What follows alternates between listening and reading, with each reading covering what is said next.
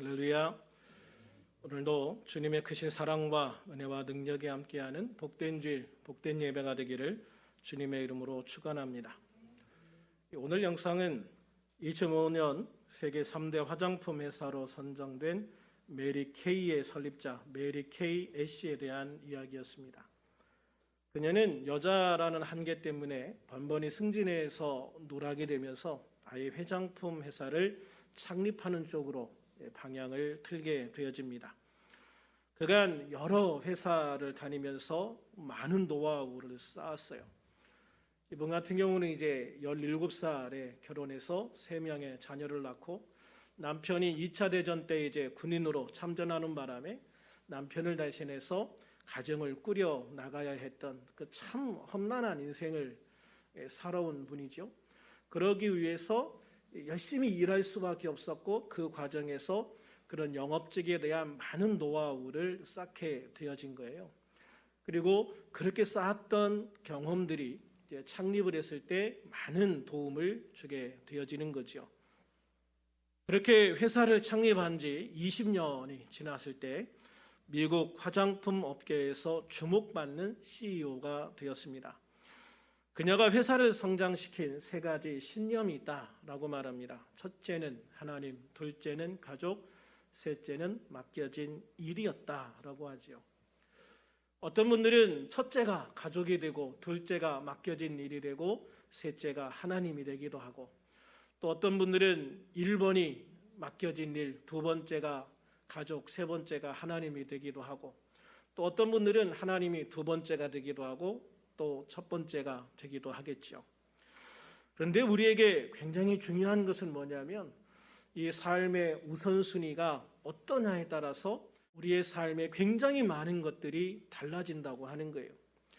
하나님께서 세상에 공식적으로 주신 기관이 2개가 있습니다. 하나는 가정이고 하나는 교회입니다. 그래서 우리는 하나님 안에서 이 교회와 가정이 굉장히 중요하다는 것을 알아야 됩니다. 그래서 우리는 나이가 해야 될 일보다 항상 가정이 먼저고, 가정보다는 전능하신 하나님, 우리의 주인 되신 하나님이 첫 번째가 되시는 여러분이 되시기를 주님의 이름으로 축원합니다. 메리 케이 애쉬는 이 신념대로 하나님을 의지하고 하나님을 바라보면서 하나님께 영광 돌리기 위해서 하나님 먼저의 삶을 살았습니다. 그리고 그 모든 것을 허락하신 하나님께 늘 감사하고, 또 하나님 앞에 감사했을 뿐만 아니라 그 감사를 회사의 직원들과 또한 불우한 이웃들과 함께 나누는 삶을 살았습니다. 이처럼 하나님 먼저의 삶과 감사를 나누는 삶의 모습이 너무나도 귀한 축복의 삶인 것을 보게 되어지죠. 추수감사주의를 앞두고 이러한 메리 케이 애쉬의 삶을 돌아보면서 나는 과연 하나님이 몇 번째인가 하는 생각을 해보게 됩니다. 사실 이것이 우리의 삶에 실제적으로 가장 중요한 부분인데요, 우리가 무시하고 넘어갈 때가 너무나도 많지요. 그러나 하나님이 내 인생의 모든 것의 첫 번째가 된다면 분명한 것은 우리의 삶을 하나님이 예배하신 가장 아름다운 최선의 삶과 최고의 삶으로 인도해 주실 것이라고 하는 사실입니다. 그리고 또 하나, 나는 얼마나 감사하고 있는가. 입으로는 항상 감사한다고 말은 하는데 실제로 모든 것에 감사하는 삶을 살고 있는가 하는 것들을 우리가 한번 생각해 볼 필요가 있다는 것이죠. 감사한다는 것은 나의 삶 속에 역사하시고 함께 하시는 하나님을 실제로 인정하는 행위다라고 이야기를 해요. 그러니까 감사하는 사람은 하나님이 나를 통해서 역사하신다는 것을 믿고 인정하는 사람이다. 그러니까 실제로 감사가 곧 하나님을 인정하는 삶이다, 하나님을 믿는 삶이다 라고 이야기를 하고 있는 것이죠. 미즈노 겐조라는 분이 있습니다. 이분이 11살 때까지 건강하게 살았는데요, 11살 때 동네를 휩쓸고 간 홍역을 앓았어요. 그래서 이 홍역 때문에 뇌성마비가 됩니다. 소아 뇌성마비. 그 후유증으로 듣고 보는 것 외에 손가락 하나, 발가락 하나 움직일 수 없는 그런 처지가 되어버리고 말아요. 희망 없이 누워 지낸 지 5년쯤 되었을 때 어머니가 빵집을 하고 있었는데 어머니가 운영하는 그 빵집에 미야오 목사님이라는 분이 우연히 방문을 하게 됩니다. 그리고 나서 이제 그 아들의 사정을 어머니로부터 듣게 되었어요.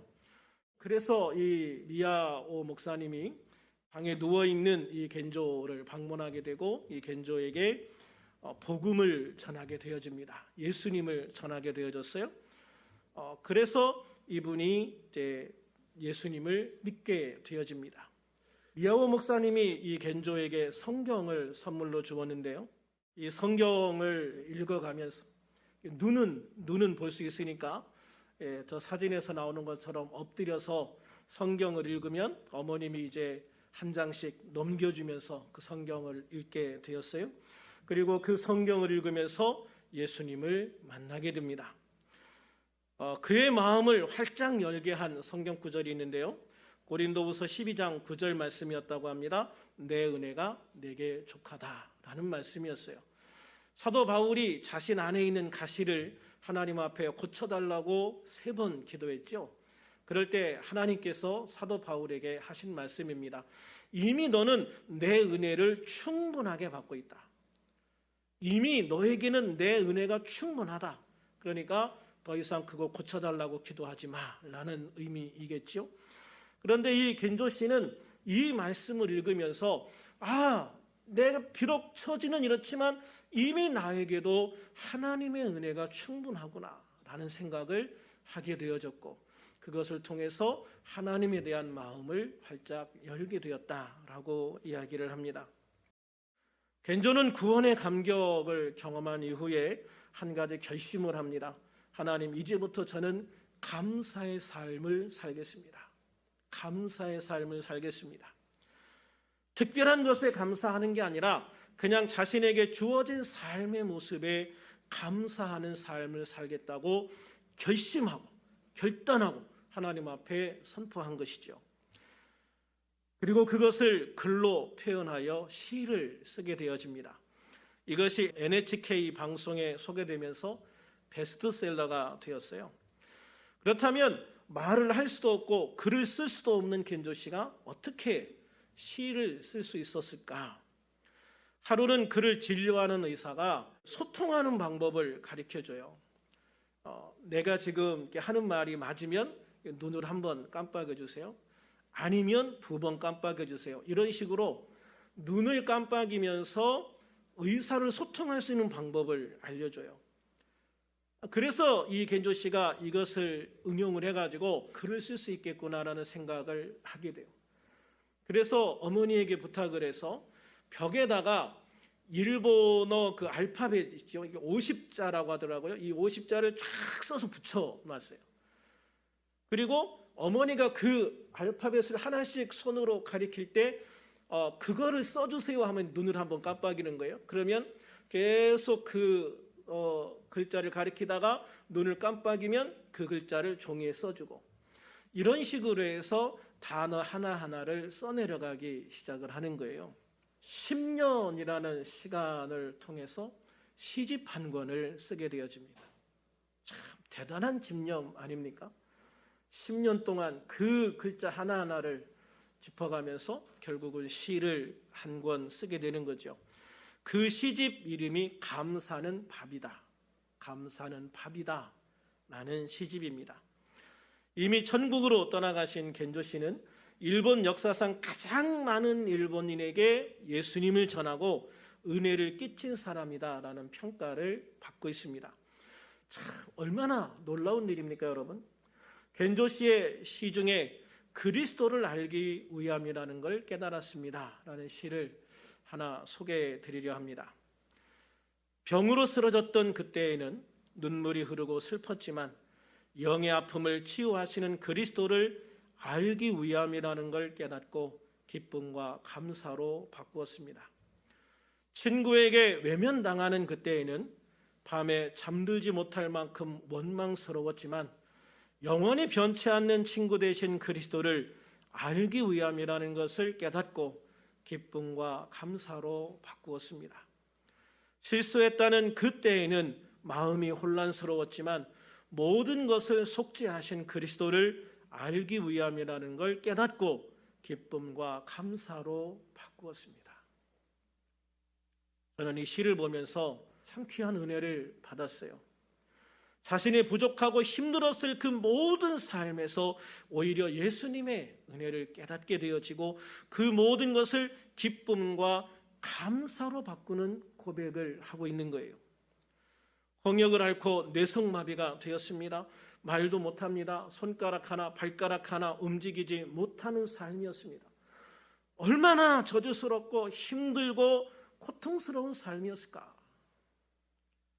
우리가 팔 하나 다쳐서 팔 하나 움직이지 못해도 얼마나 힘든지 모릅니다. 발가락 하나 다쳐도요 얼마나 힘든지 모릅니다, 여러분. 제가 전에 집에서 이렇게 하다가 문지방인가 거기에다가 발가락을 꽉 쪘거든요. 그래가지고 발가락이 엄지발가락이 이제 멍이 들었어요. 막 이렇게 멍이 들었어요. 운동화 신는데도 힘들고 걸어다니는데도 힘들고 어떻게 하다가 잘못해서 그 발가락이 어디에 닿으면 정말 소스라치게 놀라고 발가락 하나 아픈 것도 그렇게 힘든데요. 정말 그 모든 것이 다 마비가 되어서 움직일 수 있는 거라고는 눈꺼풀 그리고 입을 벌리는 거 그거밖에 못하는 거예요. 얼마나 힘들고 고통스러웠겠어요. 그런데 그런 삶이 그런 저주스러운 삶이 그런 고통스러운 삶이 예수님을 만나고 나니 기쁨과 감사로 바뀌는 거예요. 이렇게 모든 상황과 환경을 넘어 감사할 수 있는 모습이 진정한 그리스도인의 모습이 아닐까라는 생각을 해보게 됩니다. 우리는 어떤가요? 미즈노 겐조시에 비해서 얼마나 좋은 신체적인 조건을 가지고 있습니까? 그래도 일어날 수 있는 발, 걸을 수 있는 발, 움직일 수 있는, 마음대로 움직일 수 있는 두 손을 가지고 있잖아요. 원하면 어디든지 걸어갈 수 있는 그런 발이 있고 무슨 일이든 원하는 일을 할 수 있는 손이 있잖아요. 마음껏 글씨를 쓸 수도 있잖아요. 얼마나 좋은 조건을 가지고 있습니까? 얼마나 좋은 환경을 가지고 있습니까? 그야말로 모든 것에 있어서 비교할 수도 없이 좋은 조건을 가지고 있는 우리들인데 우리는 과연 얼마나 감사하며 살아가는가? 시편 기자는 본문 1절에서 하늘에 계시는 주여 내가 눈을 들어 주께 향하나이다 라고 고백하면서 2절에서 우리의 눈이 여호와 하나님을 바라보고 우리에게 은혜를 베풀어 주시기를 기다리나이다 라고 고백하고 있습니다. 공동 번역으로 1절을 보면 하늘에 앉아 계시는 이여 내가 눈을 들어 당신을 쳐다봅니다 라고 되어져 있습니다. 우리들이 이 말씀대로 눈을 들어 하나님을 바라볼 때 뭐가 보일까요? 저는 전에 이제 그 아차산에 올라가서 등산을 많이 할 때 그때 항상 올라가면 사람들이 오지 않는 그런 저만의 장소가 있었어요. 그래서 그곳에 가면 널찍한 바위가 있는데 그 바위에 이렇게 딱 누우면 정말 좋았어요. 여름에는 바위가 따끈하게 데펴져 가지고 저 이제 좀 찜질하는 기분도 들기도 하고요. 그런데 한 가을쯤 됐을 겁니다. 추수감사주일이 아마 거의 다가왔을 때였던 것 같아요. 그래서 이 추수감사절 때문에 이제 그 설교를 준비하고 있을 때인데 산에 올라가서 그 바위에 딱 누워서 하늘을 쳐다봤던 기억이 있어요. 그런데 정말 처음에 딱 눈에 들어오는 것이 눈이 부시도록 파란 하늘이었어요. 정말 아름다웠습니다. 그리고 가끔씩 흘러가는 구름도 보였습니다. 그런데 시간이 지나면서 감사가 보이더라고요. 물론 제가 그때 이 감사주일에 할 설교에 대해서 막 마음을 쓰고 그걸 묵상하고 있을 때이기 때문에 더 그랬겠지만 어느 순간 마음에 이 감사라는 단어가 떠오르기 시작을 했어요. 지나온 삶의 모습들이 보이고요. 그 모습들 속에서 나와 함께 하셨던 하나님이 보이고 함께 하시는 하나님이 어떻게 나를 도우셨고 지금까지 어떻게 나를 인도해 오셨는지가 보여지기 시작했어요. 그리고 그 모든 순간순간이 감사였음을 보게 되었습니다. 그래서 하염없이 눈물을 흘리며 감사 기도를 했습니다. 산에서 내려오며 흘린 눈물 때문에 뻘겋게 된 눈이 좀 창피하긴 했지만 모자 꾹 눌러 쓰고 눈이 안 보이게 약간 고개를 숙이고 그러면서 내려왔던 기억이 있어요.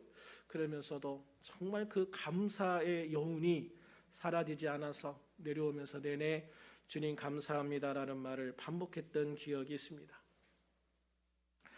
우리가 눈을 들어 하나님을 바라본다는 것은요, 실제로 육체의 눈을 들어서 하늘을 보는 행위는 아닐 수도 있어요. 본문이 의미하는 것은 육체의 눈이 아닌 마음의 눈, 영의 눈으로 하나님을 바라보는 것을 의미하는 거죠.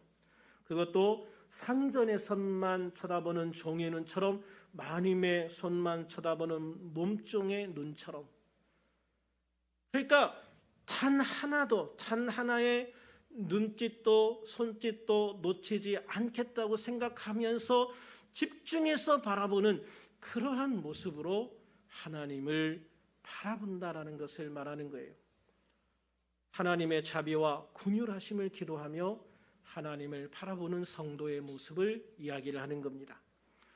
우리가 그렇게 하나님을 바라볼 때 우리는 무엇을 볼 수 있을까? 첫째, 나를 구원하시는 하나님을 볼 수가 있어요. 미가서 7장 7절 말씀 같이 한번 읽어봅니다. 시작. 오직 나는 여호와를 우러러보며 나를 구원하시는 하나님을 바라보나니 나의 하나님이 나에게 귀를 기울이시로다. 아멘. 할렐루야. 그렇습니다. 내가 하나님을 바라볼 때요, 가장 먼저 나를 구원하시는 하나님을 보게 되어집니다. 하나님이 나를 구원해 주셨으니, 내가 구원받은 하나님의 백성, 하나님의 자녀가 되었으니 얼마나 감사한 거예요. 그것 하나만으로도 우리는 우리의 삶의 그 어떠한 상황과 조건을 뒤로하고 감사할 수 있는 사람이 되어진다는 것이죠. 할렐루야. 두 번째, 전능하신 하나님을 보게 되어집니다. 스바냐 3장 17절 시작. 너의 하나님 여호와가 너희 가운데 계시니 그는 구원을 베푸실 전능자시라. 그가 너로 말미암아 기쁨을 이기지 못하시며 너를 잠잠히 사랑하시며 너로 말미암아 즐거이 부르며 기뻐하시리라 하리라. 아멘. 그렇습니다. 나와 함께 계시는 하나님은 전능하신 하나님이십니다. 나를 사랑하시고 나를 기뻐하시는 그 하나님은 그 전능하신 능력으로 나를 구원해 주시고 건져 주시고 문제를 해결해 주시는 놀라운 은혜를 베풀어 주고 싶어 하시는 분이십니다. 그러므로 우리들은 전능하신 하나님의 능력 앞에서 감사하지 않을 수 없죠. 전능하신 하나님의 능력이 어제도 오늘도 내일도 함께 하셔서 나를 도우시고 나를 건지시고 나를 가장 귀한 길로 인도해 주실 것이기 때문입니다. 세 번째, 내 편이신 하나님을 볼 수 있습니다. 시편 118편 7절 시작. 여호와께서 내 편이 되사 나를 돕는 자들 중에 계시니 그러므로 나를 미워하는 자들에게 보응하시는 것을 내가 보리로다. 아멘. 하나님은 언제나 내 편이시다. 할렐루야. 저는 이게 내가 살아가면서 가장 소망이 되는 것 같아요.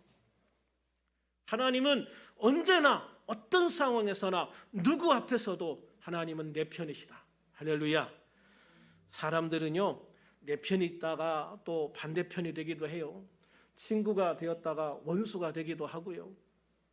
그게 사람의 모습이에요. 사람에게서는 영원한 것은 없는 것 같아요. 그러나 하나님은 영원히 변치 않으시고 여전히 모든 상황 속에서 내 편이시다. 할렐루야. 하나님은 내 편이시라. 왜 하나님이 내 편이실까요? 하나님은 당신의 유일하신 아들 예수 그리스도를 십자가에 죽게 하시기까지 나를 사랑하셨어요. 그래서 나를 구원해 주셨어요.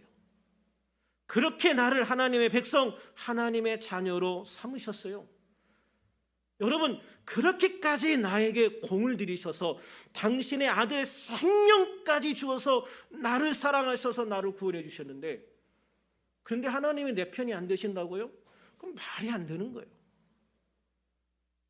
그래서 하나님은 언제나 내 편이신 거예요. 그래서 하나님은 절대로 내 편이 아니실 이유가 없는 거고, 하나님이 내 편이 아니실 일도 없는 거예요. 그래서 하나님은 언제나 내 편이시다. 할렐루야.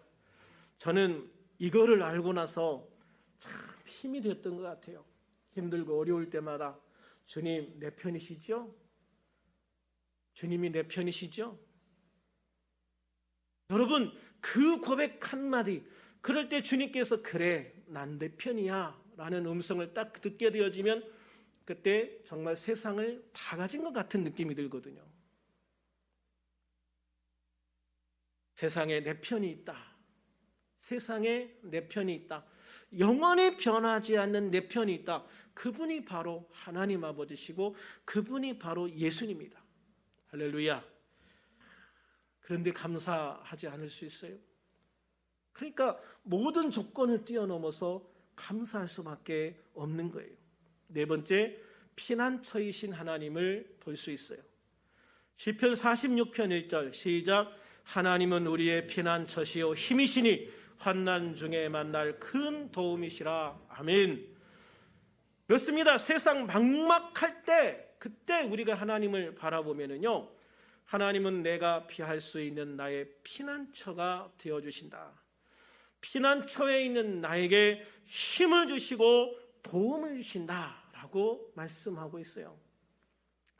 그러니 하나님을 바라볼수록 우리는 주님께 더 귀한 감사와 찬양과 영광을 돌릴 수밖에 없는 줄로 믿습니다.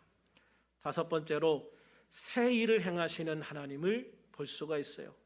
이사야 43장 19절에 보면 보라 내가 새 일을 행하리니 이제 나타낼 것이라. 보라 내가 이제 새 일을 행하리니 이제 나타낼 것이라 라고 말씀하고 있어요. 길이 없는 광야에 길을 내시는 것처럼, 사막에 강을 만드시는 것처럼 새로운 일을 행하시겠다, 새로운 길을 만드시겠다고 말씀하시는 거예요. 그것을 우리에게 보여주시겠다고 말씀하시는 겁니다. 특별히 하나님 앞에 참 귀하게 감사할 수밖에 없는 것은 우리에게 새로운 일을 행하라고 말씀하시지 않는다는 거예요. 네가 해! 라고 말씀하시지 않고 내가 할게 라고 말씀하시는 거예요. 네가 새로운 길을 만들어가, 네가 새로운 길을 개척해가 라고 하는 게 아니라 내가 새 일을 행하겠다. 내가 새 일을 행해서 너에게 보여줄게. 그러면 너는 내 뒤만 따라오면 돼 라고 말씀하시는 거죠. 여러분, 이게 얼마나 귀한 은혜이고 감사인지 모르는 거예요. 천지를 창조하신 하나님, 온 우주를 운행하시는 하나님께 사실 그런 일쯤은 사소한 일에 불과하겠죠. 그러므로 인간의 힘으로, 인간의 능력으로, 또 현대 과학으로, 현대 의학으로 할 수 없는 것을 하나님은 능히 하실 수 있다는 걸 믿으시기를 바랍니다. 새로운 방법, 새로운 길을 만드셔서 우리를 인도하실 수 있기 때문이지요. 중요한 것은 바로 이러한 하나님을 믿고 살아계신 하나님과 동행하는 거예요. 이게 중요한 거예요. 지금까지 하나님께서 5가지의 은혜를 우리에게 주셨는데, 5가지의 감사를 우리에게 주셨는데, 물론 그 5가지 뿐이겠습니까? 얼마나 많은 감사와 은혜들을 우리에게 주시는데, 중요한 건 그거를 누리고 고백할 수 있기 위해서 내가 하나님을 믿고 살아계신 하나님과 동행하는 삶을 사는 것이라는 것이죠. 내가 하나님을 믿고 살아계신 하나님과 동행하는 삶. 그러면 우리에게 새로운 일을 시작하신 하나님께서 책임지시고 예수 그리스도의 날까지 그 일을 이루실 줄로 믿습니다. 완전하게 이루어 주실 줄로 믿습니다. 그러니 또한 우리가 이러한 하나님의 은혜 안에서 어찌 감사하지 않을 수가 있겠습니까? 그러므로 우리들 모두 하나님을 바라보는 성도가 되시기를 주님의 이름으로 축원합니다. 하나님을 바라보면서 나를 구원하시는 하나님을 발견하시고, 전능하신 하나님의 능력으로 우리를 위해서 일하시는 하나님을 발견하시고, 내 편이 되신 하나님, 나의 피난처가 되시는 하나님, 나에게 힘을 주시고 도움을 주시는 하나님을 발견하고 그 하나님의 은혜를 누리는 성도, 그리고 새 일을 만드시고 새 일을 행하시는 하나님을 발견하고 그 하나님의 사랑과 은혜와 능력 안에서 오직 감사함으로 주님과 동행하는 우리들이 되어서 이 새 길 속에서 주님의 새로운 은혜와 새로운 능력 안에서 날마다 정말 주님 주시는 그 은혜, 능력을 마음껏 경험하고 누리면서 주님 앞에 감사하고 또 감사하며 살아가는 그런 우리들이 되시기를 주님의 이름으로 축원합니다.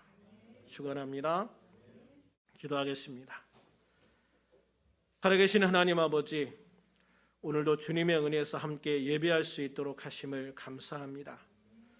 또한 지금까지 인도해 주시고 함께 하심을 감사합니다. 오늘 우리들이 하나님 앞에 기도하옵는 것은 우리들이 날마다 하나님을 바라보는 성도가 되어지기를 원합니다. 주님, 땅을 바라보고 낙심하는 성도가 되지 않게 하시고 하늘을 바라보고 하나님을 바라보고 나를 구원하시는 그 하나님, 전능하신 하나님 안에 소망 가운데 살아가는 우리들이 되어지기를 원합니다. 내 편이 되신 하나님, 나의 피난처가 되시며 나에게 힘을 주시고 도움을 주시는 하나님 안에서 우리가 담대하게 힘을 내어 믿음으로 달려가는 성도가 되어지기를 소망합니다. 그리고 새 일을 만드시고 새 일을 행하시는 하나님을 발견하고 그 하나님의 사랑과 은혜와 능력 안에서 오직 감사함으로 주님과 동행하는 감사하는 성도가 될 수 있기를 소망하고 믿음으로 담대하게 주님의 역사를 이루어가는, 주님의 뒤를 따라가며 주님의 그 놀라운 역사와 함께하는 그러한 우리들이 되어질 수 있기를 소망합니다. 또한 주님, 우리 지체들 가운데 문제가 있는 성도가 있습니까? 육체적으로 연약한 성도가 있습니까? 주님의 특별한 은혜를 베풀어 주셔서 치료하신 하나님께서 우리 지체들의 육체를 치료하여 주시옵소서. 문제가 있는 곳을 주님의 손으로 만져주시옵소서. 주님의 권능과 능력으로 만지시고 치유하여 주셔서 온전케 하여 주시옵소서. 문제를 해결하여 주시옵소서. 문제를 넘어 하나님의 소망으로 달려갈 수 있는 우리들이 되게 하여 주시옵소서. 특별히 함원당 권사님에게 주님의 특별한 은혜를 베풀어 주시옵소서. 주님, 간의 염증을 치유하여 주시옵소서. 담도와 또한 그 모든 곳에 암을 치유하여 주시옵소서. 제거하여 주시옵소서. 새로운 힘을 얻게 하시고 강건하게 하시고 온전케 하여 주시옵소서.